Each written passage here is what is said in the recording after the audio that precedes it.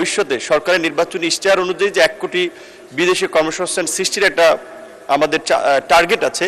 আমি মাননীয় মন্ত্রী মহোদয়ের নিকট জানতে চাই যে বাংলাদেশে অসংখ্য তরুণ এবং বেকার যুবক যারা বিদেশগামী হয়, তাদের অনেক টাকার প্রয়োজন হয়।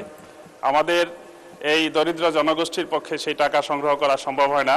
এই ক্ষেত্রে সরকারের কোনো পরিকল্পনা আছে কিনা যে বিনা সুদে ব্যাংক ঋণের কোনো ব্যবস্থা সরকার করবে কিনা, এই ব্যাপারে মাননীয় মন্ত্রী মহোদয়ের নিকট আমি জানতে চাই। ধন্যবাদ মাননীয় স্পিকার। মাননীয় সদস্য, আপনাকে ধন্যবাদ।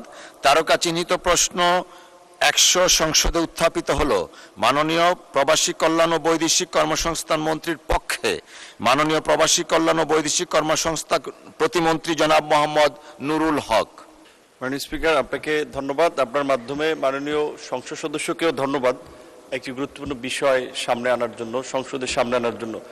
বর্তমানে প্রবাসী কল্যাণ ও বৈদেশিক কর্মসংস্থান মন্ত্রণালয় থেকে একেবারে স্বল্প সুদে জামানতবিহীন, যেটা 8% সুদে 3 লক্ষ টাকা পর্যন্ত ঋণ দেওয়া হয়, যেটাকে আমরা 5 লক্ষ টাকা করার একটা চিন্তা ভাবনা করছি।